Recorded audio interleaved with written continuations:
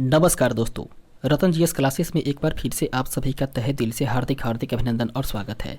दोस्तों, ईडूटेरिया का current affairs जो कि अर्धवार्षिक है और ये वर्ष 2023 का है। दोस्तों, ये बिल्कुल अपडेटेड है, करंट है, लेटेस्ट है। और बात करें दोस्तों इस पुस्तक के बारे में, तो यह पुस्तक जो है दोस्तों वो BPSC, all state PCS, Bihar शिक्षक, बिहार दरोगा एसआई, उसके बाद में बीएसएससी, एसएससी और जितने भी प्रतियोगी परीक्षा हैं उन सभी के लिए बेहद ही उपयोगी है। दोस्तों, यह पुस्तक जो है वो 6 महीने का अपडेटेड है। कहने का मतलब है कि इसमें 6 माह का जो घटनाएं हैं उसको शामिल किया गया है। विशेषकर दोस्तों इस पुस्तक की आकर्षक की बात करें तो इसमें जो नए राष्ट्रपति भवन का उद्घाटन हुआ है उससे संबंधित बहुत सारे महत्वपूर्ण तथ्य मिलेंगे। और यहाँ पे देखा भी जा रहा है दोस्तों इस पुस्तक में राष्ट्रपति भवन का नया मानचित्र है। उसके बाद में जो प्रधानमंत्री नरेंद्र मोदी हैं वो सेंगोल के साथ में यहाँ पर उपस्थित हैं। फिलहाल हम लोग बात करें दोस्तों तो इसके एक बार हम लोग विषय सूची को देख लेते हैं। इसके विषय सूची को देखने से स्पष्ट होता है कि इसमें पहला ही अध्याय है दोस्तों फटाफट 100.com। ये 8वां पार्ट है। कहने का मतलब है कि इसमें 100 के 100 महत्वपूर्ण प्रश्न देखने को मिलेंगे। उसके बाद में केंद्रीय बजट 2023-24 की कुछ महत्वपूर्ण शब्दों के पूर्ण रूप भी हैं। उसके बाद में 2023 में आयोजित किए गए राष्ट्रीय महोत्सव हैं। अगला टॉपिक है दोस्तों हम लोगों का वर्ष 2023 में प्रधानमंत्री को मिले विभिन्न देशों का सर्वोच्च राजकीय सम्मान भी है।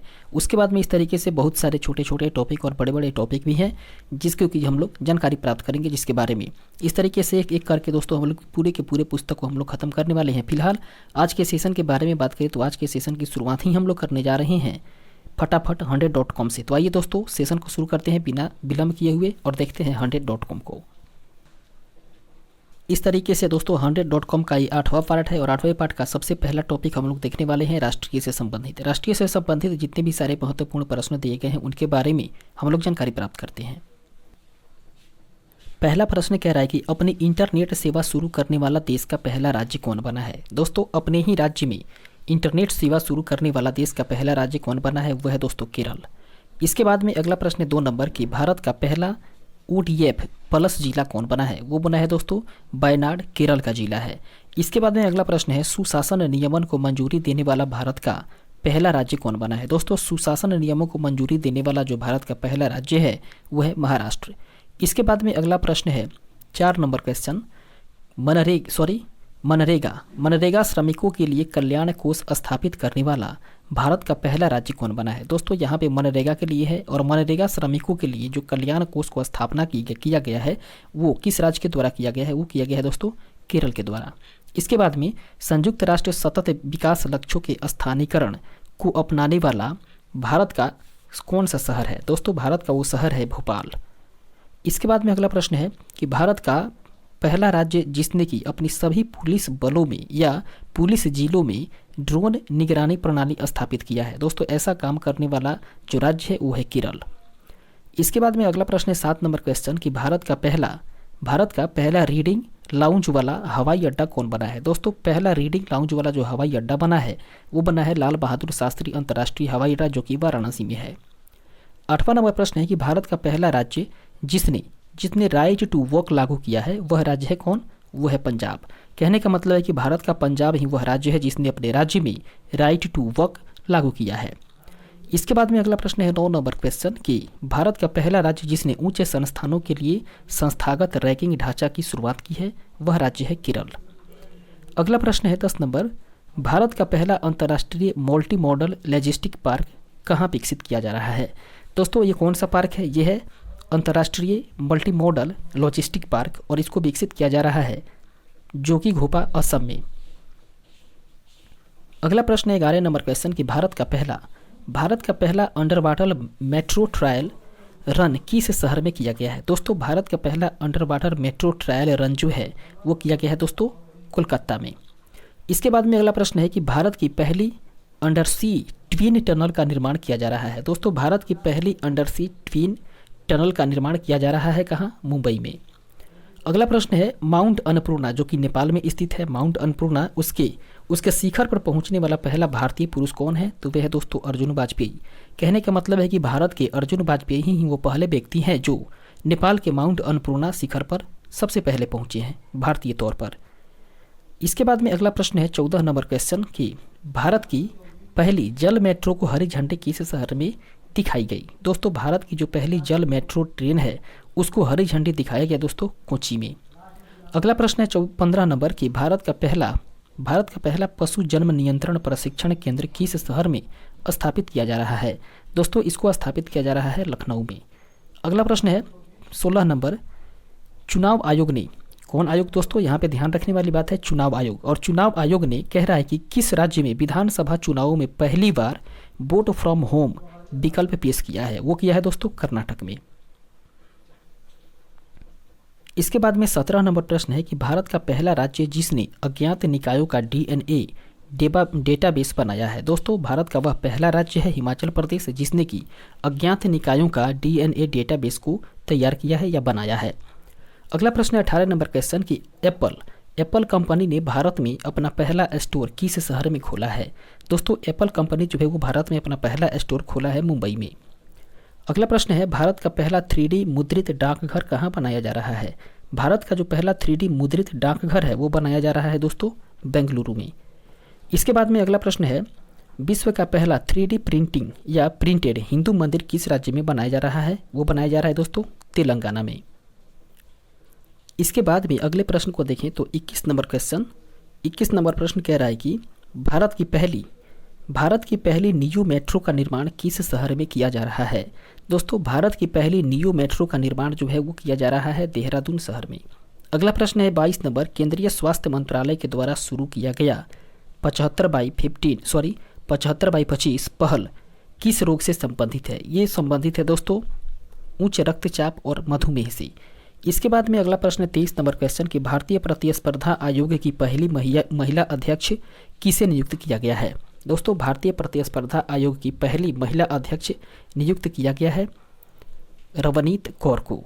इसके बाद में 24 नंबर प्रश्न है कि बच्चों के लिए डिजिटल स्वास्थ्य कार्ड प्रदान करने वाला भारत का पहला राज्य कौन बना है। वो राज्य है दोस्तों उत्तर प्रदेश। कहने का मतलब है कि उत्तर प्रदेश भारत का वो पहला राज्य है जिसने अपने राज्य में बच्चों के लिए डिजिटल स्वास्थ्य कार्ड प्रदान किया है। इसके बाद में हम लोग आगे बढ़ेंगे और देखेंगे अगले प्रश्न को। 25 नंबर प्रश्न है कि कूल रूफ पॉलिसी लॉन्च करने वाला भारत का पहला राज्य कौन बना है। वह राज्य है दोस्तों तेलंगाना। अगला प्रश्न है 100% अर्थात 100% विद्युतीकृत रेलवे नेटवर्क वाला भारत का पहला राज्य कौन बना है। वह है दोस्तों हरियाणा। कहने का मतलब है कि भारत का हरियाणा ही एक ऐसा राज्य है जो कि पूर्णतः 100% अर्थात 100% विद्युतीकृत रेलवे नेटवर्क वाला राज्य बना है।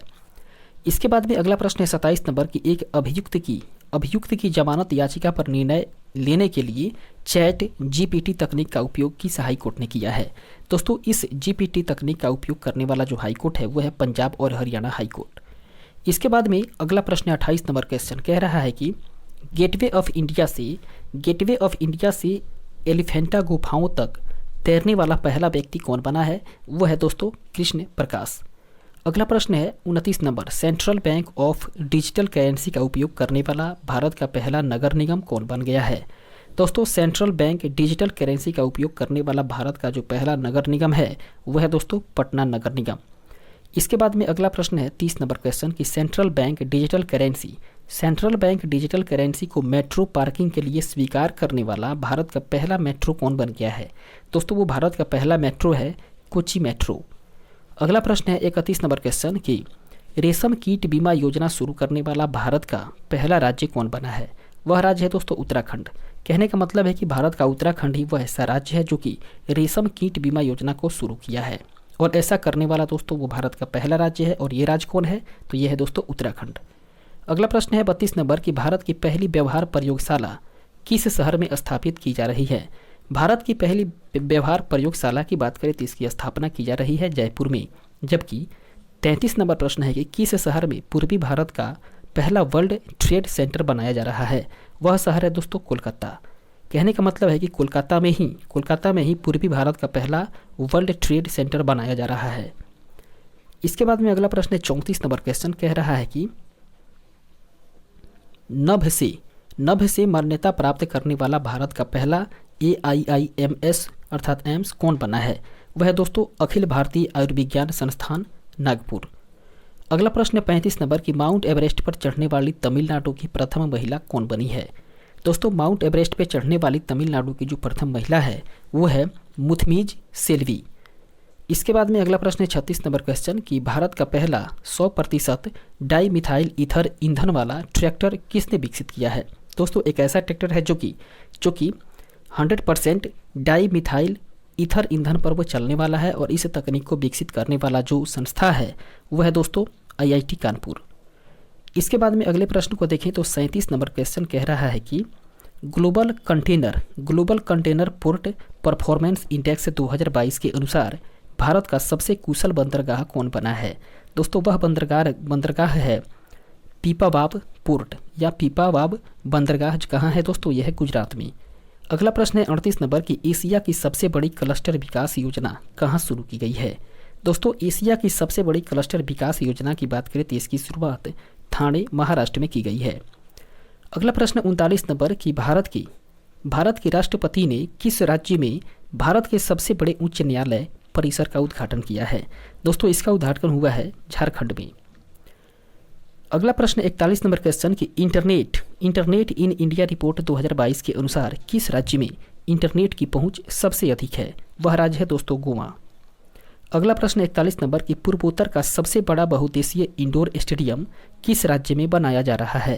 दोस्तों पूर्वोत्तर का सबसे बड़ा बहुउद्देशीय इंडोर स्टेडियम की बात करें तो इसको बनाया जा रहा है मेघालय में। अगला प्रश्न 42 नंबर शिक्षा मंत्रालय के अनुसार भारत के किस राज्य की साक्षरता दर सबसे कम है। दोस्तों शिक्षा मंत्रालय के अनुसार भारत की जिस राज्य की साक्षरता दर सबसे कम है वह राज्य है बिहार। इसके बाद में अगला प्रश्न है 43 नंबर क्वेश्चन कह रहा है कि सिप्री अर्थात SIPRI सिप्री की रिपोर्ट के अनुसार कौन सा देश वर्ष 2018 से वर्ष 2022 के बीच में विश्व का सबसे बड़ा हथियार आयातक देश बना है। वह देश है दोस्तों भारत। अगला प्रश्न है 44 नंबर क्वेश्चन कि भारत का सबसे बड़ा बैठने वाला हॉकी स्टेडियम कौन बना है। दोस्तों भारत का सबसे बड़ा बैठने वाला जो हॉकी स्टेडियम बना है वो बना है बिरसा मुंडा अंतर्राष्ट्रीय हॉकी स्टेडियम और ये कहाँ है, ये है राउरकेला में। अगला प्रश्न है 45 नंबर की भारत का पहला विद्युत तीर्थ गलियारा किस राज्य में विकसित किया जा रहा है। दोस्तों इसको विकसित किया जा रहा है उत्तराखंड में। इसके बाद हम लोग आगे बढ़ेंगे और फिर देखेंगे अगले प्रश्न को। इसके बाद में दोस्तों हम लोग का अगला प्रश्न है 46 नंबर जो कि अंतर्राष्ट्रीय से रहने वाला है। 46 नंबर प्रश्न कह रहा है कि IQAIR के द्वारा जारी आंकड़े के अनुसार विश्व का सबसे प्रदूषित शहर कौन सा है। दोस्तों विश्व का सबसे प्रदूषित शहर जो है वो है लाहौर। इसके बाद में अगला प्रश्न है 47 नंबर की अंतरिक्ष में यात्रा करने वाली सऊदी अरब की पहली महिला कौन बनी है। दोस्तों अंतरिक्ष में यात्रा करने वाली सऊदी अरब की जो पहली महिला है वह है रियाना बरनावी। इसके बाद में अगले प्रश्न को देखेंगे 48 नंबर क्वेश्चन कह रहा है कि अंतरिक्ष में यात्रा करने वाली संयुक्त अरब अमीरात के पहले अंतरिक्ष यात्री कौन बने हैं। दोस्तों वे पहले अंतरिक्ष यात्री है सुल्तान अल नियादी। अगला प्रश्न 49 नंबर की अपने नई बनने वाले इमारतों में जीवाश्म ईंधन और प्राकृतिक गैस पर प्रतिबंध लगाने वाला पहला अमेरिकी राज्य कौन बना है। वह राज्य है दोस्तों न्यूयॉर्क। इसके बाद में अगला प्रश्न 50 नंबर की हाल ही में किस देश में गर्भपात की गोली को मंजूरी दी गई है। दोस्तों वह देश है जापान जहां पर हाल ही में गर्भपात की गोली को मंजूरी दे दी गई है। इसके बाद में अगला प्रश्न है 51 नंबर प्रश्न कह रहा है कि IIT मद्रास किस देश में अपना पहला अंतर्राष्ट्रीय परिसर स्थापित करेगा। दोस्तों वो करेगा तंजानिया में। 52 नंबर प्रश्न कि किस देश ने निवेश और रोजगार सृजन को प्रोत्साहित करने के लिए गोल्डन लाइसेंस पहल की शुरुआत की है। वह देश है दोस्तों बहरीन। अगला प्रश्न है 54 नंबर क्वेश्चन कि विश्व का पहला तरल हाइड्रोजन संचालित फेरी माई हाइड्रा किस देश में चलाया गया। दोस्तों इसको चलाया गया है नार्वे में। अगला प्रश्न है 54 नंबर क्वेश्चन कि ऑक्सफोर्ड मलेरिया वैक्सीन R20 के उपयोग को स्वीकृति देने वाला पहला देश कौन बना है। दोस्तों वह देश है घाना। इसके बाद में अगला प्रश्न है 55 नंबर क्वेश्चन कह रहा है कि दुबई एयरपोर्ट पर दुनिया के पहले रोबोटिक चेक इन सहायक को लॉन्च किया गया जिसका नाम क्या रखा गया है। दोस्तों उस रोबोट का नाम रखा गया है सारा। अगला प्रश्न है 56 नंबर क्वेश्चन कि माउंट एवरेस्ट पर सबसे अधिक बार कुल मिलाकर के बात करें तो 27 बार चढ़ाई करने का रिकॉर्ड किसने बनाया है। दोस्तों 27 बार माउंट एवरेस्ट पर चढ़ने का रिकॉर्ड बनाया है कामी रीता शेरपा ने। इसके बाद में अगला प्रश्न है 57 नंबर क्वेश्चन की अल्कोहल उत्पादों पर स्वास्थ्य चेतावनी को अनिवार्य रूप से लागू करने वाला विश्व का पहला देश कौन बना है? वह देश है दोस्तों आयरलैंड।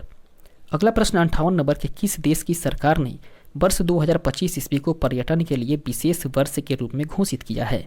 वह देश है दोस्तों नेपाल। इसके बाद में अगला प्रश्न है 59 नंबर क्वेश्चन की फिनलैंड नाटो सैन्य संगठन में शामिल हो गया और इसके साथ नाटो में सदस्य देशों की कुल संख्या अब कितनी हो गई है? दोस्तों फिनलैंड को या फिनलैंड के द्वारा जब नाटो में शामिल हुआ गया या फिनलैंड जब नाटो सैन्य संगठन में शामिल हुआ तो इसके बाद ही नाटो सैन्य संगठन में देशों की कुल संख्या अब 31 हो चुकी है। कहने का मतलब है कि वो 31वां देश है दोस्तों फिनलैंड जो कि नाटो में शामिल हुआ है। इसके बाद में 60 नंबर प्रश्न को देखें तो 60 नंबर क्वेश्चन है दुनिया का सबसे कम स्वतंत्र देश हाल ही में किसे घोषित किया गया है? दोस्तों दुनिया का सबसे कम स्वतंत्र देश की बात करें तो उसे घोषित किया गया है तिब्बत को। इसके बाद में अगला प्रश्न 61 नंबर की दुनिया का सबसे अमीर शहर हाल ही में किसे घोषित किया गया है? दोस्तों दुनिया का सबसे जो अमीर शहर है वो है न्यूयॉर्क सिटी, जिसे कि हाल ही में यह मान्यता प्राप्त हुई है। इसके बाद में 62 नंबर प्रश्न है कि भारत का पहला अंतर्राष्ट्रीय क्रूज जहाज MV इम्प्रेस चेन्नई से किस देश के लिए रवाना किया गया? दोस्तों इसको चेन्नई से श्रीलंका के लिए रवाना किया गया। अगला प्रश्न है 63 नंबर क्वेश्चन की किस देश ने पिछले 7 वर्षों में पहली बार सऊदी अरब में अपना दूतावास पुनः खोला है? वह देश है दोस्तों ईरान। इसके बाद में अगला प्रश्न है 64 नंबर क्वेश्चन की भारत, फ्रांस और UAE के बीच में त्रिपक्षीय समुद्री अभ्यास 2023 का पहला संस्करण कहाँ आयोजित किया गया? दोस्तों इसको आयोजित किया गया था ओमान की खाड़ी में। अगला प्रश्न है 65 नंबर क्वेश्चन की किस देश ने विश्व की सबसे शक्तिशाली हाइपरसोनिक पवन सुरंग JF-22 का उद्घाटन किया है? दोस्तों वह देश है चीन। इसके बाद में अगला प्रश्न है 66 नंबर क्वेश्चन की ग्लोबल यूनिकॉर्न इंडेक्स 2023 के अनुसार किस देश में विश्व के सबसे अधिक यूनिकॉर्न है? दोस्तों वह देश है अमेरिका। अगला प्रश्न है 67 नंबर की संयुक्त राष्ट्र के आंकड़े के अनुसार दुनिया का सबसे अधिक आबादी वाला देश कौन बना है? वह दोस्तों भारत। इस तरीके से दोस्तों हम ये कह सकते हैं कि भारत जो है वो आबादी की संख्या में या जनसंख्या के मामले में या आबादी के मामले में चीन को भी पीछे छोड़ दिया है और प्रथम स्थान पर जा पहुंचा है। इसके बाद में 59 नंबर क्वेश्चन है कि वित्त वर्ष 2022-23 में भारत का सबसे बड़ा व्यापारिक भागीदार कौन बन गया है? वो बना है दोस्तों अमेरिका। इसके बाद अगला प्रश्न है 69 नंबर क्वेश्चन कह रहा है कि विश्व के किस देश में महिला पायलटों का प्रतिशत सबसे अधिक है? दोस्तों वह देश है भारत। कहने का मतलब है कि भारत में सबसे अधिक महिला पायलट हैं। जबकि 70 नंबर प्रश्न है कि एशिया के सबसे बड़े 4 मीटर इंटरनेशनल लिक्विड टेलीस्कोप का उद्घाटन कहाँ किया गया है? दोस्तों इसको उद्घाटित किया गया है उत्तराखंड में। इसके बाद हम लोग आगे बढ़ेंगे और फिर देखेंगे अगले प्रश्न को। इसके बाद में दोस्तों अगला प्रश्न संबंधित होगा विज्ञान एवं प्रौद्योगिकी से। इससे संबंधित पहला प्रश्न और कुल मिलाकर बात करें तो 71 नंबर क्वेश्चन है कि भारत की पहली मोबाइल BSL-3 प्रयोगशाला का नाम क्या है? दोस्तों इसका नाम है रामबान। इसके बाद में अगला प्रश्न है 72 नंबर क्वेश्चन कि भारत का पहला क्वांटम कंप्यूटिंग आधारित दूरसंचार नेटवर्क लिंक किस शहर में शुरू किया गया? दोस्तों इसकी शुरुआत की गई नई दिल्ली में। अगला प्रश्न है 73 नंबर क्वेश्चन की किस शहर में भारत का सबसे बड़ा स्टेम सेल निर्माण संयंत्र स्थापित करने की घोषणा की गई है? दोस्तों इसकी घोषणा की गई है हैदराबाद के लिए। अगला प्रश्न है 74 नंबर की किस देश ने विश्व की पहली सैड बैटरी स्थापित की है? वह है दोस्तों फिनलैंड। कहने का मतलब है कि फिनलैंड जो है वो विश्व का पहला ऐसा देश है जो कि सैड बैटरी को स्थापित किया है। इसके बाद में अगला प्रश्न है 75 नंबर क्वेश्चन कह रहा है कि इसरो ने स्नातक तथा स्नातकोत्तर छात्रों को अंतरिक्ष विज्ञान एवं प्रौद्योगिकी संबंधित प्राथमिक प्रशिक्षण देने के लिए किस कार्यक्रम की शुरुआत की है? दोस्तों उस कार्यक्रम का नाम है स्टार्ट कार्यक्रम। और स्टार्ट कार्यक्रम के तहत ही इसरो जो है वो स्नातक और स्नातकोत्तर छात्रों को अंतरिक्ष विज्ञान एवं प्रौद्योगिकी से संबंधित प्रशिक्षण प्रदान करता है। वो प्रारंभिक प्रशिक्षण होता है। इसके बाद में 76 नंबर प्रश्न है कि भारतीय नौसेना ने कलवरी श्रेणी के किस छठी तथा अंतिम पनडुब्बी का समुद्री परीक्षण किया है? वह है दोस्तों वागसीर। अगला प्रश्न 71 नंबर की केनिया का अपना पहला पृथ्वी अवलोकन उपग्रह का नाम क्या है? दोस्तों उसका नाम है ताइफा। इसके बाद में अगला प्रश्न है 78 नंबर क्वेश्चन की दुनिया का सबसे बड़ा शक्तिशाली रॉकेट स्टारशिप को किसने लॉन्च किया है? दोस्तों इसको लॉन्च करने वाले हैं स्पेस एक्स कंपनी। अगला प्रश्न 79 नंबर की किस अंतरिक्ष एजेंसी के यात्रियों ने अंतरिक्ष उद्यान का निर्माण किया है जिसमें जिसमें जीनिया फूलों के पौधों की खेती की गई है? वह है दोस्तों नासा। अगला प्रश्न 80 नंबर के बिपरजॉय तूफान ने भारत के किस राज्य के तट से सबसे पहले टकराया था? दोस्तों बिपरजॉय तूफान जब आया था तो वो भारत के सबसे पहले गुजरात के तट पर ही टकराया था। इसके बाद में आगे बढ़ते हैं और देखते हैं अगले प्रश्न को, जो कि खेल कूद से संबंधित होने वाला है। और खेल कूद से संबंधित पहला प्रश्न और कुल मिलाकर बात करें तो 81 नंबर प्रश्न है कि विश्व की पहली फ्रेंचाइजी आधारित शतरंज लीग जिसे कि ग्लोबल चेस लीग 2023 भी कहा जाता है, वह किस देश में आयोजित होगी? दोस्तों इसकी आयोजना होगी दुबई और संयुक्त राज्य अमेरिका में। इसके बाद में अगला प्रश्न है 82 नंबर क्वेश्चन की गोल्डन ग्लोब रेस को पूरा करने वाला पहला एशियाई कौन बने हैं? दोस्तों गोल्डन ग्लोब रेस को पूरा करने वाला जो पहला एशियाई है उनका नाम है अभिलाष टॉमी। अगला प्रश्न है 83 नंबर प्रश्न की पुरुषों के पूर्ण सदस्य T20 मैच की अंपायरिंग करने वाली पहली महिला कौन बनी है? दोस्तों वह महिला है किम कॉटन। अगला प्रश्न 84 नंबर कह रहा है कि आईपीएल के इतिहास में 7000 रन बनाने वाला पहला बल्लेबाज कौन बना है? वह बल्लेबाज है दोस्तों विराट कोहली, जिसने कि आईपीएल के इतिहास में कुल मिलाकर के 7000 से अधिक रन बना चुके हैं। इसके बाद में अगला प्रश्न है 85 नंबर क्वेश्चन के आईपीएल के इतिहास में सबसे ज़्यादा विकेट लेने वाले गेंदबाज कौन बने हैं? वह हैं दोस्तों यजुवेंद्र चहल। इसके बाद में 86 नंबर प्रश्न है कि आईपीएल के इतिहास में सबसे कम गेंदों कुल मिलाकर के 13 गेंद में ही अर्धशतक लगाने का रिकॉर्ड किसके पास है? यह रिकॉर्ड है दोस्तों यशस्वी जायसवाल के पास। उन्होंने मात्र 13 गेंदों में ही अर्धशतक लगाया था। इसके बाद में अगला प्रश्न है 87 नंबर की एक दिवसीय अंतर्राष्ट्रीय प्रारूप में सबसे तेज 5000 रन बनाने वाले खिलाड़ी कौन बने हैं? वह खिलाड़ी है दोस्तों बाबर आजम। अगला प्रश्न है 88 नंबर क्वेश्चन की सभी आईसीसी खिताब जीतने वाले विश्व की पहली टीम कौन बनी है? वह है दोस्तों ऑस्ट्रेलिया। इसके बाद अगला प्रश्न है 89 नंबर की जेवलियन थ्रो रैंकिंग में विश्व के नंबर 1 खिलाड़ी कौन बने हैं? दोस्तों वे है नीरज चोपड़ा। अगला प्रश्न 90 नंबर बीसीसीआई भारतीय क्रिकेट टीम का नया किट स्पॉन्सर्स किसे चुना गया है? दोस्तों वो चुना गया है एडिडास को। आगे बढ़ते हैं और फिर देखते हैं अगले प्रश्न को। इसके बाद में दोस्तों हम लोग का टॉपिक रहने वाला है पर्यावरण एवं पारिस्थितिकी से संबंधित। पहला प्रश्न और कुल मिलाकर बात करें तो 91 नंबर प्रश्न है कि भारत का पहला सौर शहर कौन बना है? दोस्तों भारत का पहला सौर शहर है सांची। अगला प्रश्न है किस राज्य में पहली मैंग्रोव मिट्टी पक्षी जनगणना की गई? वह राज्य है दोस्तों उड़ीसा। इसके बाद अगला प्रश्न 93 नंबर की जल बजट तैयार करने वाला भारत का पहला राज्य कौन बना है? दोस्तों जल बजट तैयार करने वाला भारत का पहला राज्य केरल बना है। जबकि 94 नंबर प्रश्न है कि भारत का पहला सौर ऊर्जा संचालित पर्यटन का नाव किस राज्य में शुरू हुआ? वह हुआ दोस्तों केरल में। अगला प्रश्न है 95 नंबर की विश्व का पहला जटायु संरक्षण और प्रजनन केंद्र किस राज्य में विकसित किया जा रहा है? दोस्तों इसे उत्तर प्रदेश में विकसित किया जा रहा है। अगला प्रश्न है 96 नंबर क्वेश्चन भारत का पहला कार्बन न्यूट्रल गांव कहाँ विकसित हो रहा है? दोस्तों भारत का जो पहला कार्बन न्यूट्रल गांव है वो विकसित हो रहा है भिवंडी महाराष्ट्र में।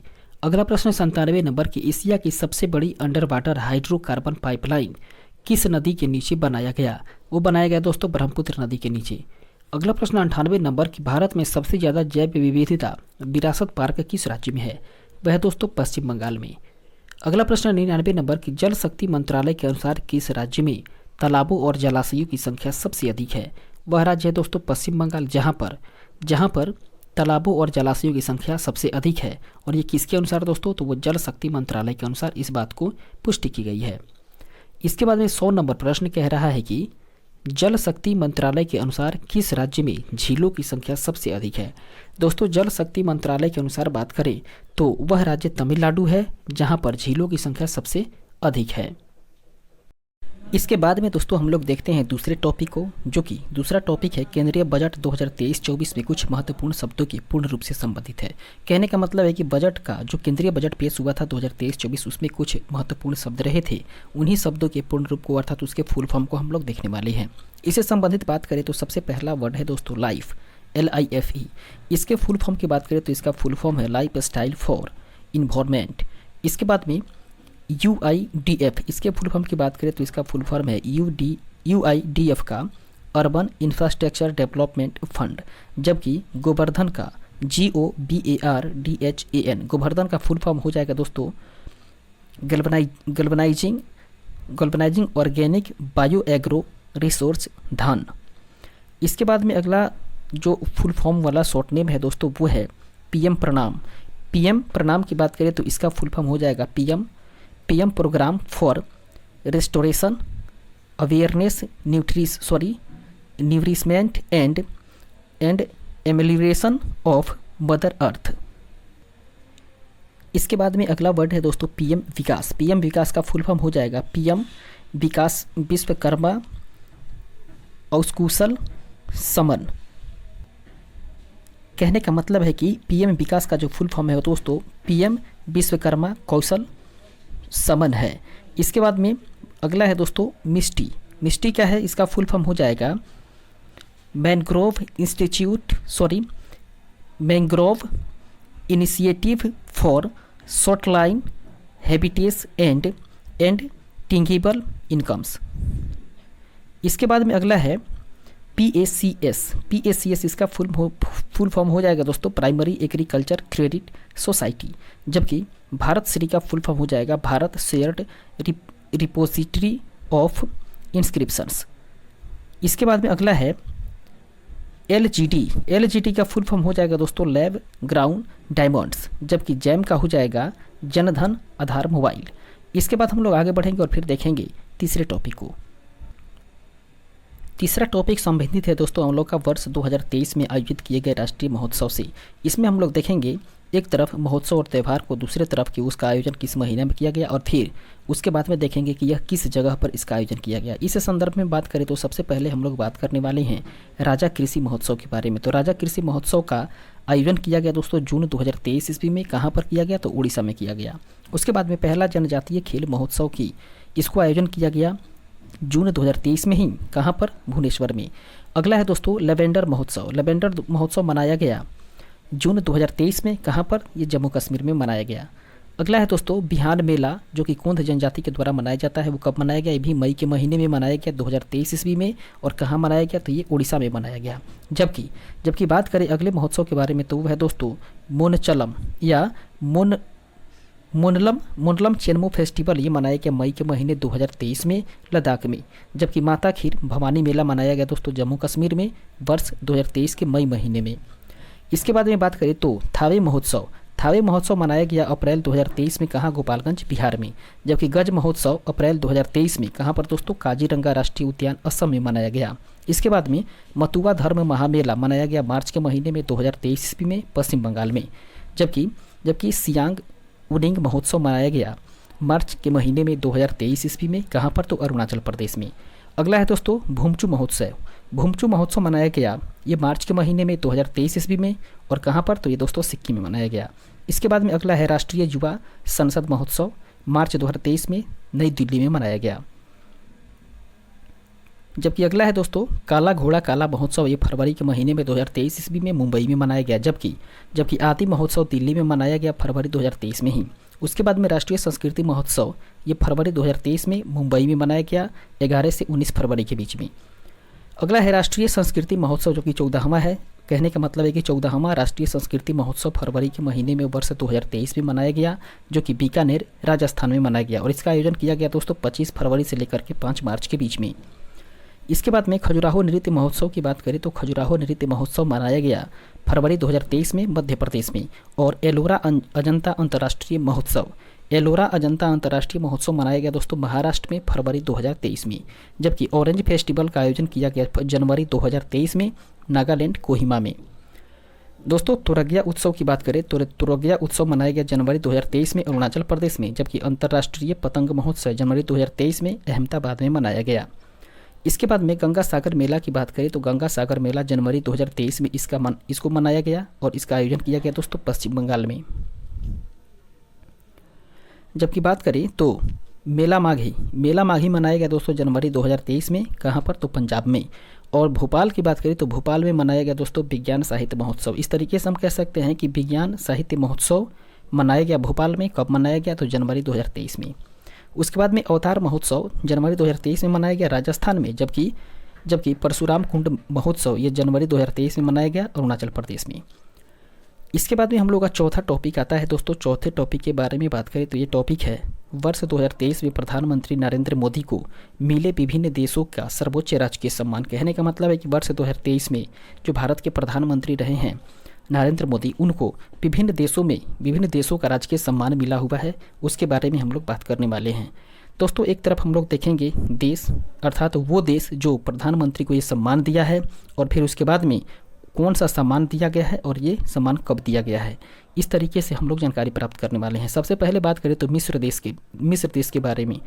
मिस्र देश से उन्हें ऑर्डर ऑफ द नाइल का सम्मान मिला है जून 2023 ईस्वी में। उसके बाद में पपुआ न्यू गिनी से उन्हें कोपेनियन ऑफ द ऑर्डर ऑफ लोगोह का सम्मान प्राप्त हुआ है मई 2023 में, जबकि फिजी से उन्हें companion of the order of Fiji का सम्मान प्राप्त हुआ है मई 2023 में ही। इसके बाद में पलाऊ गणराज्य से जो खिताब मिला हुआ है या जो सम्मान मिला हुआ है वो सम्मान है दोस्तों एबाकल award of the Republic of Palau, और ये कब मिला है दोस्तों, ये मिला है मई वर्ष 2023 ईस्वी में। नोट कह रहा है कि पिछले 9 वर्षों में भारतीय प्रधानमंत्री नरेंद्र मोदी को विश्व के विभिन्न 13 देशों द्वारा सर्वोच्च राजकीय सम्मान दिया जा चुका है। इसके बाद आगे बढ़ते हैं और फिर देखते हैं अगले टॉपिक को। इसके बाद दोस्तों हम लोग का 5वां टॉपिक रहने वाला है जो कि केंद्रीय बजट 2023-24 से संबंधित होगा। इसके बारे में बात करें दोस्तों तो पहला पॉइंट कह रहा है कि केंद्रीय बजट वर्ष 2023-24 को वित्त मंत्री निर्मला सीतारमण ने 1 फरवरी 2023 ईस्वी को संसद में पेश किया, और यह अमृतकाल भी पहला बजट है। कहने का मतलब दोस्तों कि अमृतकाल का पहला बजट है, और इसे किसके द्वारा पेश किया गया, ये पेश किया गया दोस्तों वित्त मंत्री निर्मला सीतारमण के द्वारा। कब किया गया तो 1 फरवरी वर्ष 2023 ईस्वी को। इसके बाद में बात करें तो अमृतकाल के विजन सशक्त एवं समावेशी अर्थव्यवस्था को हासिल करने के लिए आर्थिक एजेंडों में 3 चीज़ों पर ध्यान केंद्रित किया गया है, और वे पहला है दोस्तों नागरिकों विशेष करके युवा वर्गों को अपनी आकांक्षाओं की पूर्ति करने के लिए पर्याप्त अवसर उपलब्ध करवाना, और दूसरा है दोस्तों दूसरा एजेंडा है वह है दोस्तों विकास और रोजगार सृजन पर विशेष ध्यान देना, और तीसरा है कि बृहद आर्थिक सुस्थिरता को सुदृढ़ करना।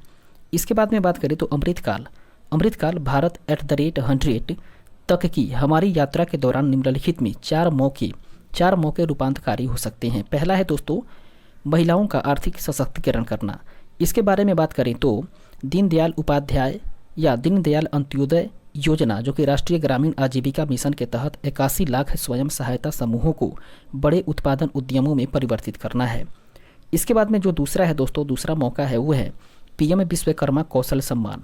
पीएम विश्वकर्मा कौशल सम्मान के बारे में बात करें तो दोस्तों इसका शॉर्ट नेम हो जाएगा पीएम विकास, और ये पारंपरिक कारीगरों और शिल्पकारों को वित्तीय सहायता प्रदान करना और इसके साथ ही कौशल प्रशिक्षण और जानकारी भी देना इसमें समाहित है। इसके बाद में अगला है पॉइंट दोस्तों तीसरा,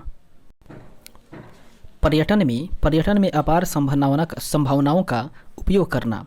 उसके बाद में चौथा है हरित विकास जो कि विविध क्षेत्रों में ऊर्जा के कुशल उपयोग और हरित रोजगार सुनिश्चित करना। दोस्तों केंद्रीय बजट 2023-24 की बात करें तो इसके अनुसार चालू वित्त वर्ष में भारत की आर्थिक विकास दर 7% रहने का अनुमान लगाया गया है। इसके बाद में बात करें तो कुल 45.03 लाख करोड़ रुपए का बजट हुआ है दोस्तों। उसमें कुल प्राप्तियां होने का जो अनुमान है वह है दोस्तों 45,03,97 करोड़ रुपया, जिसमें कि राजस्व प्राप्तियां है दोस्तों 26,32,200 81 करोड़ रुपये और पूंजीगत प्राप्तियों के बारे में बात करें तो ये है दोस्तों 18,70,816 करोड़ रुपये।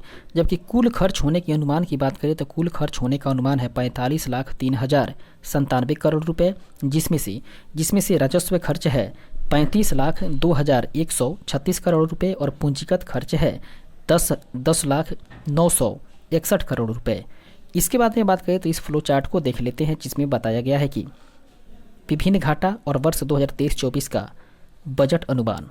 दोस्तों राजकोषीय घाटा की बात करें तो राजकोषीय घाटा का इसमें 2023-24 का बजट अनुमान लगाया गया था जीडीपी का 5.9%। कहने का मतलब है कि कुल मिलाकर के 17,86,816 करोड़ रुपए का। जबकि राजस्व घाटा का अनुमान लगाया गया था दोस्तों ये जीडीपी का 2.9% और कुल रुपए की बात करें तो 8,69,855 करोड़ रुपए। उसके बाद में प्रभावी राजस्व घाटा है जीडीपी का 1.7%, जो कि कुल मिलाकर बात करें तो 4,99,867 करोड़ रुपए है। उसके बाद में प्राथमिक घाटा की बात करें तो ये प्राथमिक घाटा है जीडीपी का 2.3%, सॉरी दोस्तों 2.3%, जो कि कुल रुपए की बात करें तो ये 7,06,845 करोड़ रुपए की है।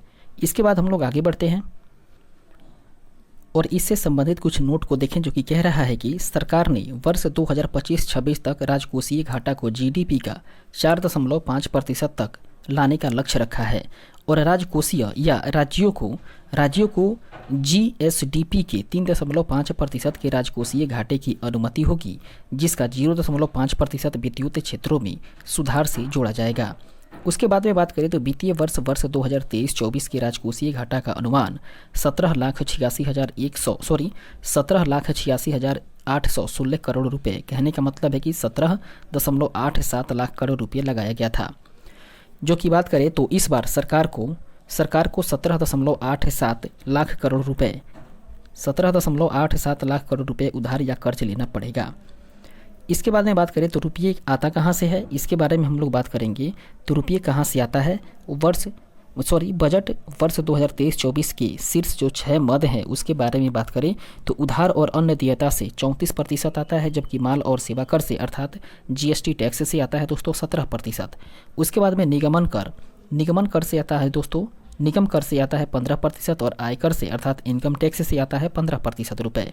उसके बाद में केंद्रीय उत्पाद शुल्क से आता है 7% रुपये और सीमा शुल्क से 4% आता है। इस तरीके से बात करें दोस्तों तो सबसे अधिक कहाँ से आता है दोस्तों, तो वो आता है उधार और अन्य देयता से, और सबसे कम किससे आता है दोस्तों, तो वो आता है सीमा शुल्क से। इसके बाद हम लोग आगे बढ़ें और फिर देखते हैं कि रुपया ये जाता कहाँ है। रुपया कहाँ जाता है इसके बारे में बात करें तो ये बजट 2023-24 के शीर्ष 6 मदों को लिया गया है, जिसमें कि ब्याज अदायगी पर दिया जाता है दोस्तों 20% और करों और शुल्कों में राज्यों का हिस्सा होता है 18% का। उसके बाद में केंद्रीय क्षेत्र की योजना पे 17% का खर्च होता है, जबकि वित्त आयोग और अन्य अंतरण के लिए 9% का खर्च होता है। इसके बाद में केंद्रीय प्रायोजित योजनाओं के लिए 9% खर्चा किया जाता है और रक्षा के लिए 8% खर्च किया जाता है। इस तरीके से इसमें बात करें कि रुपया जाता कहाँ है, उसमें सबसे ज़्यादा रुपया जाता है दोस्तों ब्याज अदायगी में अर्थात ब्याज भरने में जाता है। उसके बाद में सबसे कम जाता है दोस्तों रक्षा पर, अर्थात रक्षा पर सबसे कम पैसा की खर्च होती है। इसके बाद में फिर कह रहा है पॉइंट की बजट वर्ष 2023-24 में 7 प्राथमिकताएं विकास के लिए निर्धारित की गई है, जो कि अमृतकाल के दौरान हमारा मार्गदर्शन करते हुए सप्तर्षि की भांति कार्य करती है। और ये सातों के साथ जो प्राथमिकताएं हैं इसके बारे में बात करें तो पहला है दोस्तों समावेशी विकास, उसके बाद में दूसरा है अंतिम व्यक्ति तक पहुंच, तीसरा है अवसंरचना एवं निवेश, चौथा है सक्षमता को सामने लाना, पांचवा है हरित विकास, उसके बाद में छठा है युवा शक्ति और सातवां है वित्तीय क्षेत्र। इसके बाद में हम लोग आगे बढ़ते हैं और देखते हैं अगले पॉइंट को।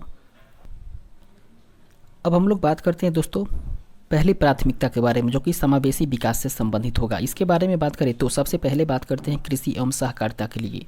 दोस्तों कृषि के लिए डिजिटल पब्लिक इंफ्रास्ट्रक्चर का निर्माण किया जाएगा, ये बजट में इस बात का प्रावधान किया गया है।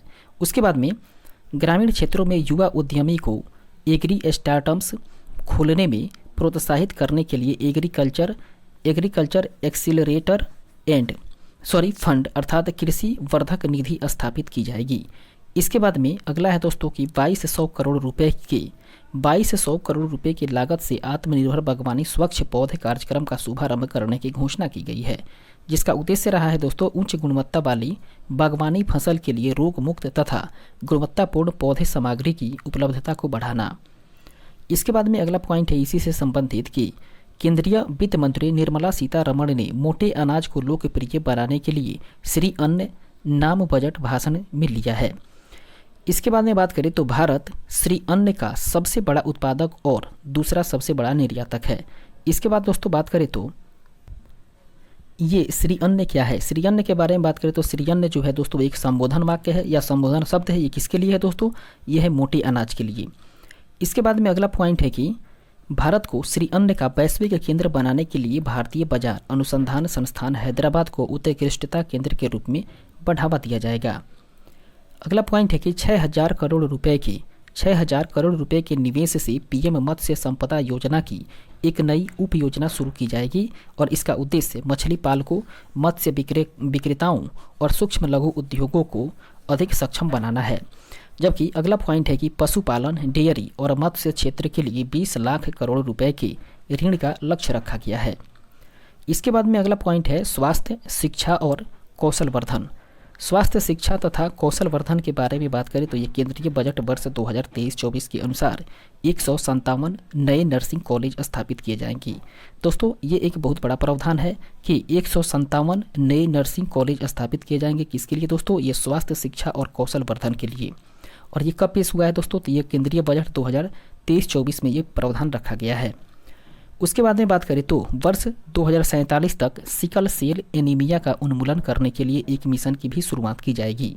और इसके बाद में सबसे प्रभावित जनजाति क्षेत्रों में जागरूकता सृजन किया जाएगा और 0 से लेकर के 40 वर्ष की आयु वर्ग के 7 करोड़ लोगों को यूनिवर्सल स्क्रीनिंग कराई जाएगी।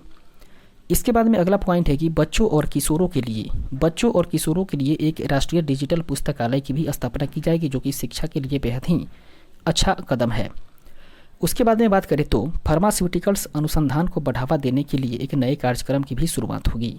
ये सारे के सारे प्रावधान हैं दोस्तों पहली प्राथमिकता में। अब हम लोग बात करते हैं दूसरी प्राथमिकता के बारे में। तो 7 प्राथमिकताओं में दूसरी प्राथमिकता है अंतिम व्यक्ति तक पहुंचाना या पहुंचना। कहने का मतलब है कि अंतिम व्यक्ति जो छोटे से छोटे व्यक्ति भी हैं, जो धरातल से भी जुड़े हुए हैं, उन तक पहुंचना, उन तक विकास को पहुंचाना। इसके तहत क्या क्या प्रावधान किया गया है उसके बारे में बात करें तो पहला पॉइंट है कि आकांक्षी जिला कार्यक्रम की सफलता को देखते हुए सरकार 500 ब्लॉकों में आकांक्षी ब्लॉक कार्यक्रम शुरू करेगी, जिसमें बात करें तो विशेष रूप से संवेदनशील जनजाति समूहों अर्थात पीबीटीजी की सामाजिक आर्थिक स्थितियों में सुधार लाने के लिए प्रधानमंत्री पीबीटीजी विकास मिशन शुरू किया जाएगा। दोस्तों ये अगले 3 वर्ष में इस मिशन को लागू करने के लिए 15,000 करोड़ रुपए की राशि उपलब्ध कराई जाएगी। इस तरीके से हम लोग कह सकते हैं दोस्तों कि ये वर्ष 2026-27 तक का ये प्रावधान है। फिर अगर हम लोग अगले पॉइंट को देखें तो अगला पॉइंट कह रहा है कि इसके बाद अगले 3 वर्षों में केंद्र 3.5 लाख जनजातीय छात्रों के लिए चलाए जा रहे 740 एकलव्य मॉडल आवासीय स्कूलों में 38,800 अध्यापक और सह कर्मचारियों की भी नियुक्ति की जाएगी। इसके बाद आगे बढ़ते हैं। इसके बाद में हम लोग कर्नाटक के बारे में बात करें तो कर्नाटक के सूखा प्रवण मध्य क्षेत्र में संधारणीय सूक्ष्म सिंचाई तथा पेयजल की सुविधा मुहैया कराने के लिए ऊपरी भद्रा परियोजना को केंद्रीय सहायता दी जाएगी। इसके बाद में पीएम आवास योजना के लिए बात करें तो पीएम आवास योजना के लिए परिव्यय में 66% वृद्धि करके 79,000 करोड़ रुपए से अधिक कर दिया गया है। जबकि अगला पॉइंट है भारत साझा पुरालेख निधान अर्थात भारत साझा पुरालेख निधान की बात करें भारत श्री के बारे में तो यह एक प्रकार का डिजिटल पुरालेख या पांडुलिपि संग्रहालय है और इसके प्रथम चरण में 1 लाख प्राचीन पुरालेखों का डिजिटलीकरण करके इसमें स्थापित किया जाएगा। दोस्तों जेल में बंद निर्धन व्यक्तियों जो कि जमानत राशि व्यय करने में असमर्थ हैं, उन्हें वित्तीय सहायता प्रदान करने की भी घोषणा इस बजट में की गई है। इसके बाद में अगला जो प्राथमिकता है दोस्तों तीसरा प्राथमिकता, जो कि अवसंरचना और निवेश से संबंधित होगा। इसके बारे में बात करें तो अवसंरचना निवेश में तेजी लाने के लिए 1.3 लाख करोड़ रुपये बढ़े परिव्यय के साथ राज्यों के लिए 50 वर्षीय ब्याज मुक्त ऋण को और 1 वर्ष के लिए या 1 वर्ष जारी रखने का निर्णय लिया गया है। इसके बाद में अगला पॉइंट है कि रेलवे के लिए 2.40 लाख करोड़ रुपए की पूंजीगत निधि का भी प्रावधान किया गया है, जो कि अब तक के रेलवे के इतिहास में सर्वाधिक राशि का आवंटन है। कहने का मतलब है दोस्तों, इस बार का बजट जो है वो बेहद ही महत्वपूर्ण है और बहुत सारे पहलू पर इस पर ध्यान दिया गया है। अभी अभी हम लोग देखे हैं दोस्तों कि रेलवे के लिए जो है ये 2.4 लाख करोड़ रुपए, ये अभी तक के रेलवे इतिहास में सबसे अधिक राशि का आवंटन किया गया है रेलवे के क्षेत्र में। इसके बाद में बात करें तो क्षेत्रीय हवाई कनेक्टिविटी में सुधार लाने के लिए 50 अतिरिक्त हवाई अड्डों का पुनरुद्धार किया जाएगा, जबकि शहरी अवसंरचना विकास कोष अर्थात UIDF की स्थापना की बात करें तो इसकी स्थापना प्राथमिकता वाले क्षेत्रों पे आई ऋण की कमी के उपभोग के माध्यम से होगी और इसके बारे में बात करें तो इसका प्रबंधन राष्ट्रीय आवास बैंक के द्वारा किया जाएगा और इसका उपयोग टियर 2 तथा टियर 3 शहरों में अवसंरचना के निर्माण के लिए सार्वजनिक एजेंसियों के द्वारा किया जाएगा। इसके बाद में बात करें तो दोस्तों इसके तहत ही इसके लिए सरकार प्रति वर्ष 10,000 करोड़ रुपये की धनराशि ही उपलब्ध करवाएगी। अब हम लोग बात करते हैं दोस्तों चौथी प्राथमिकता के बारे में, जो कि सक्षमता को सामने लाने से संबंधित होगा। इसके तहत बात करें तो एकीकृत ऑनलाइन प्रशिक्षण के लिए iGOT कर्मयोगी नामक एक प्लेटफॉर्म शुरू किया जाएगा।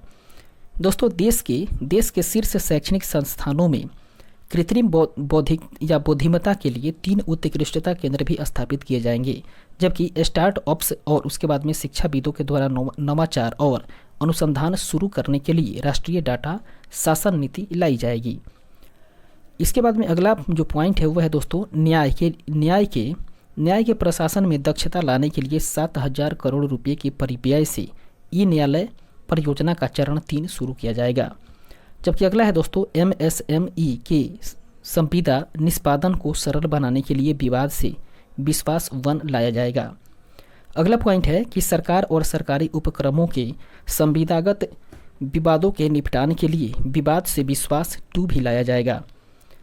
इसके तहत अगला जो पॉइंट है वह है दोस्तों MSME बड़े व्यवसायों और उसके बाद में चैरिटेबल ट्रस्टों के प्रयोग के लिए एक निकोय डिजी लॉकर स्थापित किया जाएगा।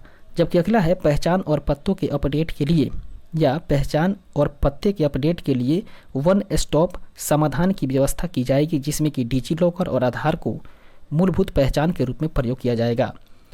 दोस्तों इसके तहत ही 5G के बारे में बात करें तो 5G सेवाओं पर आधारित एप्लीकेशन विकसित करने के लिए 100 लैब्स भी स्थापित किए जाएंगे।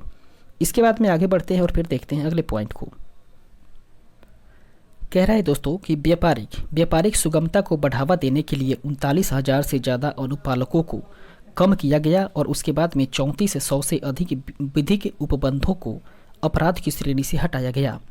अगला पॉइंट है कि 42 केंद्रीय अधिनियमों में संशोधन के लिए जन विश्वास विधेयक भी पेश किया गया। इसके बाद में 4 प्राथमिकता के बाद हम लोग अब बात करते हैं 5वीं प्राथमिकता के बारे में, और 5वीं प्राथमिकता है दोस्तों हरित विकास से संबंधित। इसके बारे में बात करें तो पहला पॉइंट कह रहा है कि पर्यावरण के प्रति सजग जीवन शैली के आंदोलन को गति देने के लिए लाइफ शुरू किया गया था, जिसकी चर्चा बजट भाषण में की गई। दोस्तों 19,700 करोड़ की लागत से शुरू किए गए राष्ट्रीय हरित हाइड्रोजन मिशन के मदद से अर्थव्यवस्था को निम्न कार्बन सघनता वाली स्थिति में ले जाया जाएगा। और इसके तहत बात करें तो इस मिशन की मदद से जीवाश्म ईंधन के आयातों पर निर्भरता को कम करके 2030 ईस्वी तक 5 MMT की वार्षिक उत्पाद का लक्ष्य निर्धारित किया जाएगा।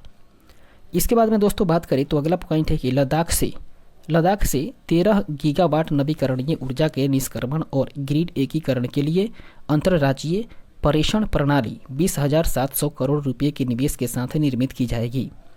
अगला पॉइंट है कि पर्यावरण संरक्षण अधिनियम के तहत हरित ऋण क्रेडिट कार्यक्रम को अधिसूचित किया जाएगा। जबकि इसी के तहत बात करें PM प्रमाण के बारे में तो PM जो एक रासायनिक उर्वरकों के संतुलन प्रयोग तथा इसके स्थान पर वैकल्पिक उर्वरकों के प्रयोग को बढ़ावा देने के लिए इस कार्यक्रम को शुरू किया जाएगा। उसके बाद में चक्रीय अर्थव्यवस्था को बढ़ावा देने के उद्देश्य से गोबरधन अर्थात galvanising organic bio agro resources धन नामक योजना के तहत 10,000 करोड़ रुपये के कुल निवेश के साथ 500 नए अपशिष्ट से आमदनी संयंत्र स्थापित किए जाएंगे। इसके बाद में बात करें दोस्तों तो अगले 3 वर्षों में सरकार 1 करोड़ किसानों को प्राकृतिक खेती अपनाने के लिए सहायता देगी, जबकि मैंग्रोव पौधारोपण के लिए तटीय पर्यावास और उसके बाद में ठोस आमदनी के लिए मैंग्रोव पहल अर्थात मिस्टी की भी शुरुआत की जाएगी। अगला पॉइंट है कि अगले 3 वर्षों में सरकार अमृत धरोहर योजना के माध्यम से आर्द्र भूमि तथा जैव विविधता को भी बढ़ावा देगी।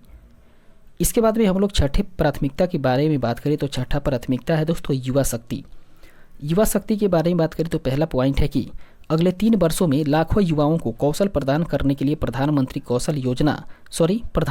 विकास कौशल योजना का शुरुआत किया गया, जो कि 4.0 था।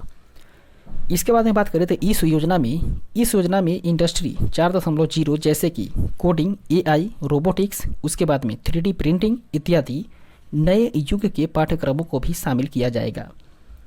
इसके बाद में बात करें तो इसी के तहत युवाओं को अंतर्राष्ट्रीय अवसरों के लिए कौशल प्रदान करने हेतु अलग अलग राज्यों में 30 स्किल्स इंडिया इंटरनेशनल सेंटर भी स्थापित किए जाएंगे। उसके बाद में अगला पॉइंट रहेगा इसी से संबंधित कि स्किल इंडिया डिजिटल प्लेटफॉर्म की शुरुआत करके कौशल वर्धन हेतु डिजिटल तंत्र को और विस्तार प्रदान किया जाएगा, जिसके तहत निम्नलिखित लक्ष्य रखे जाएंगे। दोस्तों इन लक्ष्यों के बारे में बात करें तो पहला है कि मांग आधारित औपचारिक कौशल वर्धन सक्षम करना, उसके बाद में MSME सहित नियोक्ताओं के साथ जोड़ना, और तीसरा लक्ष्य दोस्तों उद्यमिता योजनाओं की सुगम करना। जबकि इसके अगले पॉइंट की बात करते हुए है कि अखिल भारतीय राष्ट्रीय प्रशिक्षुता प्रोत्साहन योजना के अंतर्गत 3 वर्षों में 47 लाख युवाओं को वृत्तिका सहायता प्रदान करने के लिए डायरेक्ट बेनिफिट ट्रांसफर शुरू किया जाएगा। इसके बाद में आगे बढ़ते हैं और अब बात करते हैं हम लोग पर्यटन के बारे में बात करें तो चुनौती मोड के माध्यम से चुने जाने वाले कम से कम 50 पर्यटन गंतव्यों को घरेलू और विदेशी पर्यटकों के लिए एक संपूर्ण पैकेज के रूप में विकसित किया जाएगा।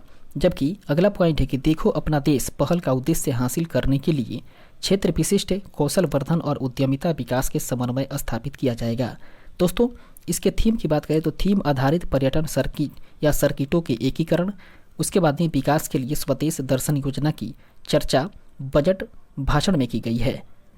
इसके बाद में अगला पॉइंट है कि वाइब्रेंट विलेज प्रोग्राम के अंतर्गत सीमावर्ती गांवों में पर्यटन के बुनियादी ढांचों का विकास किया जाएगा और पर्यटन सुविधाएं प्रदान की जाएगी। जबकि इसके तहत ही अगला पॉइंट है कि राज्यों के उनके स्वयं के एक जिले एक उत्पाद GI उत्पाद और अन्य हस्त उत्पादों को बढ़ावा देने के लिए और उसकी बिक्री करने के लिए अपने राजधानियों में या सबसे प्रमुख पर्यटन केंद्रों पर एक यूनिटी मॉल भी स्थापित किए जाने की प्रावधान की गई है। इसके बाद में हम लोग बात करते हैं 7वीं प्राथमिकता के बारे में, जो कि वित्तीय क्षेत्र से संबंधित होगा। इसके बारे में बात करें तो पहला पॉइंट है कि वित्तीय सहायता सूचना की केंद्रीय रिपोजिटरी भंडार के रूप में काम करने के लिए राष्ट्रीय वित्तीय सूचना रजिस्ट्री की स्थापना की जाएगी, जिसके तहत इससे ऋण का सुकल या ऋण का कुशल प्रवाह संभव होगा और वित्तीय समावेशन को बढ़ावा मिलेगा और वित्तीय स्थिरता भी बढ़ेगी। अगला पॉइंट है कि डिजिटल निरंतरता समाधान ढूंढने वाले देशों के लिए GIFT, उसके बाद में IFSC में उनके डाटा दूतावासों की स्थापना भी की जाएगी। जबकि कंपनियों के त्वरित रिस्पॉन्स के लिए एक केंद्रीय डाटा संस्थान केंद्र की भी स्थापना की जाएगी। और बात करें तो वर्ष 2022 ईस्वी में डिजिटल भुगतान के लेन देन में 76% की और मूल्य में 91% की वृद्धि हुई है। दोस्तों आज़ादी का अमृत महोत्सव के स्मरण स्वरूप मार्च 2025 ईस्वी तक 2 वर्ष की अवधि के लिए एक नई लघु बचत योजना, जो कि महिला सम्मान बचत प्रमाण पत्र है, उसको उपलब्ध करवाया जाएगा। इसके बाद में अगला पॉइंट है कि वरिष्ठ नागरिक बचत योजना के तहत या वरिष्ठ नागरिक बचत योजना के लिए अधिकतम जमा सीमा को 15 लाख रुपए से बढ़ाकर के अब 30 लाख रुपये कर दिया जाएगा। इसके बाद में हम लोग देखते हैं दोस्तों अगले पॉइंट को, जो कि केंद्रीय बजट वर्ष 2023-24 टू द पॉइंट से संबंधित होगा। इसमें हम लोग बात करेंगे केंद्रीय बजट 2023-24 के बारे में टू द पॉइंट। पहला पॉइंट है कि मोबाइल फ़ोन का उत्पादन पिछले वित्तीय वर्ष की बात करें तो 2,75,000 करोड़ रुपये मूल्य के 31 करोड़ यूनिट तक पहुंच गया है, जबकि विनिर्दिष्ट सिगरेटों पर राष्ट्रीय आपदा आकस्मिकता शुल्क 16% की वृद्धि करने का प्रस्ताव किया गया है। इसके बाद में बात करें तो भारत विश्व में स्टार्टअप के लिए तीसरा सबसे बड़ा इकोसिस्टम है और मध्यम आय देशों के बीच नवाचार गुणवत्ता में दूसरा स्थान है। जबकि केंद्रीय बजट 2023-24 की बात करें तो इसमें सरकार ने कुल मिलाकर बात करें तो केंद्रीय बजट 2023-24 में सरकार ने वर्ष 2014 से अब तक की उपलब्धियां बताई है, जो कि निम्नवत है। और वे उपलब्धियां हैं दोस्तों कि इन 9 वर्षों में भारतीय अर्थव्यवस्था जो है वो दुनिया की 10वीं से 5वीं सबसे बड़ी अर्थव्यवस्था बन गई है। उसके बाद में दूसरा पॉइंट है कि स्वच्छ भारत मिशन के तहत 11.7 करोड़ घरेलू शौचालयों का भी निर्माण किया गया। और उसके बाद में उज्ज्वला योजना के तहत 9.6 करोड़ LPG भी कनेक्शन लगाए गए। दोस्तों इसके बाद बात करें तो 102 करोड़ रोगों का 220 करोड़ कोविड टीकाकरण किया गया। और उसके बाद में PM जनधन योजना के तहत 47.8 करोड़ बैंक खाते खोले गए। आगे बढ़ते हैं। इसके बाद में बात करें तो PM सुरक्षा बीमा एवं PM जीवन ज्योति योजना के तहत 44.6 करोड़ व्यक्तियों के लिए बीमा कवर किया गया। इसके बाद में अगला पॉइंट है कि PM किसान सम्मान निधि के तहत 11.4 करोड़ से अधिक किसानों को 2.2 लाख करोड़ रुपए का नगद हस्तांतरण किया गया। कहने का मतलब है दोस्तों कि ये रुपये जो है हस्तांतरित किया गया किसके माध्यम से, तो PM किसान सम्मान निधि योजना के तहत ही। इसके बाद बात करें तो प्रति व्यक्ति आय दोगुनी से अधिक होकर के अब 1.97 लाख रुपए हो गई है। इसके बाद में बात करें तो व्यक्तिगत आयकर के बारे में, तो व्यक्तिगत आयकर के बारे में पहला पॉइंट कह रहा है कि नई कर व्यवस्था से 7 लाख रुपए तक आय वाले व्यक्तियों को कोई कर का भुगतान नहीं करना होगा। कहने का मतलब है कि अब कोई भी व्यक्ति हो वो 7 लाख रुपए तक अपने अकाउंट में रख सकता है। इसके बाद बात करें तो 6 आयकर स्लैब वाली व्यक्तिगत आयकर व्यवस्था में स्लैब की संख्या घटा करके 5 कर दी गई है और कर छूट की सीमा को बढ़ा करके 3 लाख रुपए तक कर दिया गया है। इसके बाद में आगे बढ़ते हैं दोस्तों और बात करते हैं वार्षिक आय और फिर उसके बाद में कर की दर से संबंधित जो डाटा चार्ट यहाँ पर दिया गया है उसके बारे में बात करते हैं। दोस्तों वार्षिक आय 0 से लेकर के 3 लाख रुपए की अगर वार्षिक आय रहेगी तो उसके लिए कोई भी ब्याज दर नहीं लगेगा। जबकि अगर 3 से लेकर के 6 लाख के बीच में अगर वार्षिक आय होती है, 3 लाख से लेकर के 6 लाख तक अगर वार्षिक आय होती है तो उसके लिए 5% का ब्याज देना पड़ेगा। जबकि 6 से 9 लाख के लिए 10% का ब्याज देना होगा और उसके बाद में 9 से 12 लाख के लिए 15% का ब्याज भुगतान करनी पड़ेगी। उसके बाद में बात करें तो 12 से 15 लाख के लिए दोस्तों 20% का और 15 लाख से ऊपर के लिए 30% का इसमें कर का प्रावधान किया गया है। इसके बाद में बात करें तो पेंशन भोगियों के लिए भी कुछ प्रावधान किया गया है, उसके बारे में बात करते हैं। तो प्रत्येक पेंशन भोगी को 50,000 तक मानक कटौती अनुमान अर्थात पेंशन भोगियों के लिए बात करें तो 15,000 रुपये की उपलब्ध की गई है। अगला है दोस्तों कि नई कर व्यवस्था में उच्चतम अधिभार कर को 37% से घटा करके अब 25% किया गया है और इसके परिणाम स्वरूप अधिकतम कर दर को घटा करके 39% हो जाएगी।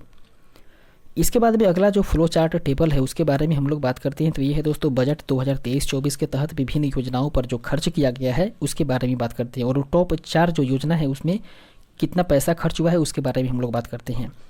जो टॉप के 4 योजना है उसमें पहला है दोस्तों प्रधानमंत्री आवास योजना और इसके लिए 79,590 करोड़ रुपए का भुगतान किया गया है या खर्च किया गया है। जबकि जल जीवन मिशन के लिए दोस्तों 70,000 करोड़ रुपए की खर्च की गई है। उसके बाद में मनरेगा के लिए दोस्तों 60,000 करोड़ रुपए का बजट पेश किया गया है। जबकि प्रधानमंत्री किसान सम्मान निधि के तहत अर्थात PM किसान के तहत 60,000 करोड़ रुपए की बजट तैयार की गई है।